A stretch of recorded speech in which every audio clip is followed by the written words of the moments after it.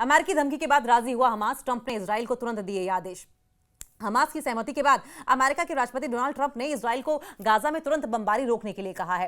फिलिस्तीनी मिलिशिया संगठन Hamas America के गाजा शांति प्रस्ताव पर राजी हो गया है। उसने शांति प्रस्ताव के प्रभावी होने के 72 घंटे के अंदर अंदर जीवित या फिर मृत 48 इजरायली बंधकों को रिहा करने और गाजा प्रशासन स्वतंत्र तकनीकी एक्सपर्ट्स की फिलिस्तीनी संस्था को सौंपने का ऐलान किया है।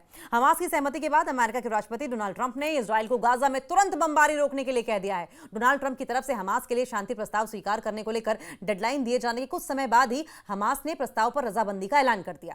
अमेरिकी राष्ट्रपति के शांति प्रयासों पीस एफर्ट्स को सराहा। लगभग 2 साल से गाजा में जारी सैन्य अभियान के थमने की संभावनाओं को देखते हुए अमेरिकी राष्ट्रपति ट्रंप के शांति प्रयासों को अब सराहा जा रहा है। प्रधानमंत्री नरेंद्र मोदी ने ट्रंप के गाजा शांति प्रयासों का स्वागत किया है। उन्होंने कहा कि बंधकों की रिहाई महत्वपूर्ण कदम है। हमास ने बयान जारी करके ये कहा है और संकेत भी दिए हैं कि वो तुरंत मीडिएशन की जो बातचीत चल रही है उसमें शामिल होने के लिए अग्री है। इसके बाद डोनाल्ड ट्रंप ने ट्रूथ सोशल पर लिखा कि हमास की ओर से जारी बयान के बाद मेरा यह मानना है कि वे स्थायी शांति, वो स्टेबल पीस के लिए तैयार हैं। और इसके बाद अमेरिकी राष्ट्रपति ने इजराइल की तरफ से गाजा पर बमबारी रोकने की जरूरत बताई जिससे कि बंधकों को सुरक्षित निकाला जा सके। शांति वार्ता में शामिल होने को तैयार है हमास। वहीं आपको यह भी बता दें कि हमास की ओर से कहा जा रहा है कि अमेरिका के राष्ट्रपति के गाजा प्लान पर विस्तृत इलस्ट्रेटेड चर्चा के लिए, बातचीत के लिए मध्यस्थों के माध्यम से तत्काल वार्ता में शामिल होने की सहमति जताई गई है। हमास ने दोहराया कि वो गाजा का प्रशासन